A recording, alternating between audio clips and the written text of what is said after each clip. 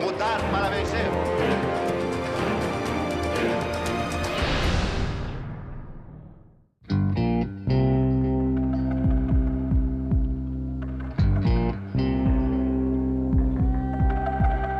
Emendas, atos institucionais como emendas e tudo mais que o entulho autoritário militar produziu. Dessas maneiras, a Constituição de 1946 foi sistematicamente violentada, com mais ou menos brutalidades, dependia do ditador de plantão. Nesse período, a sociedade civil fez o que pôde, o que lhe era permitido ou não. Denunciou, feriu, matou, morreu, lutou pela esperança de voltar a ter vontade própria, destino e de criar a história própria, com H maior. Desvios à parte, equívocos e interesses também, em 1986 elegemos 559 parlamentares. Todos tinham também a responsabilidade de serem constituintes e, maiusculamente, procurar fazer respeitar o desejo e a sede por justiça que nos ardiam. Era hora de arejar os corações, as mentes e os porões. Precisávamos de uma base nova, com um mínimo máximo de verdades. Era vital que escrevêssemos uma carta cujo conteúdo fosse a conquista da cidadania, cujo endereço fosse minimamente um futuro, um respeitável futuro.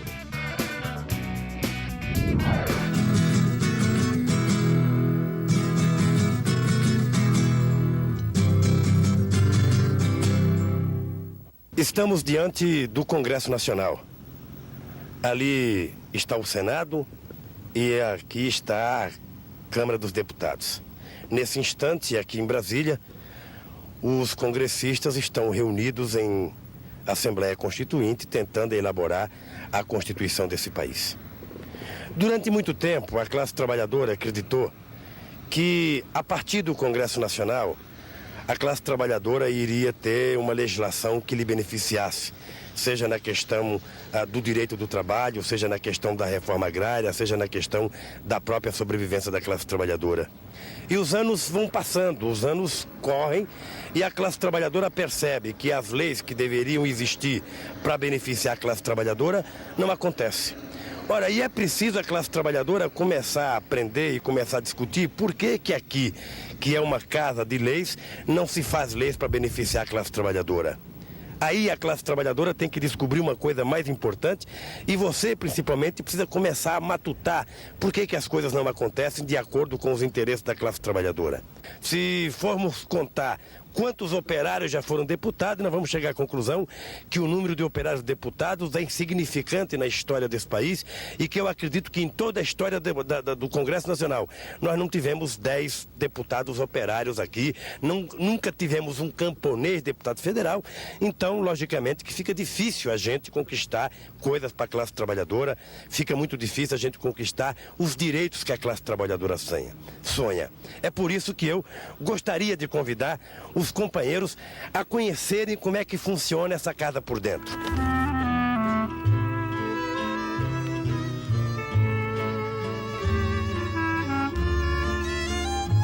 Isso aqui é tudo suntuoso, é tudo muito bonito, é tudo feito para dar uma aparência de grandiosidade que poderia funcionar bem se a gente tivesse efetivamente, sabe, um Congresso livre, um Congresso que não fosse subordinado ao Poder Executivo, se a gente tivesse um Congresso que tivesse as suas prerrogativas, um Congresso que pudesse decidir sobre as questões econômicas, um Congresso que pudesse decidir ou julgar o próprio Presidente da República, que pudesse elaborar o orçamento ou mudar o orçamento.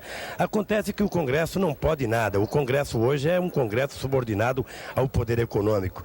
E para a classe trabalhadora chegar aqui dentro, para a classe trabalhadora se candidatar e ser eleita, todo mundo sabe que é muito complicado, porque no Brasil ainda política é uma coisa subordinada a dinheiro, ou seja, quem tem dinheiro faz política, quem não tem dinheiro, pura e simplesmente comparece às urnas para votar a cada dia 15, de 4 em 4 anos. E nós entendemos que é exatamente por isso, exatamente pelo fato da classe trabalhadora não estar habituada a fazer política, que apenas os ricos estão representados aqui, ou na sua grande maioria os ricos. Todo mundo sabe que para ser candidato ou a pessoa é muito conhecida e a pessoa tem algumas entidades que lhe dão sustentação, ou a pessoa tem que ter muito dinheiro. E nessa brincadeira, quem ganha normalmente é quem tem dinheiro, e eu acho que cada companheiro, e principalmente você, está alertado já de que nós não podemos continuar permitindo que o dinheiro seja a razão de se fazer política nesse país. Eu acho que a política ela deve representar os interesses sociais que estão em jogo. E como a classe trabalhadora é maioria, eu penso que um dia, e não está muito longe, que a classe trabalhadora vai ter maioria na Câmara de Vereadores, vai ter maioria no Congresso Nacional, vai ter maioria, sabe, nas prefeituras, nos governos do Estado, e vai ter inclusive a presidência da República. Mas eu acho importante a gente continuar conhecendo o Congresso Nacional. Vamos comigo para ver como é que funciona.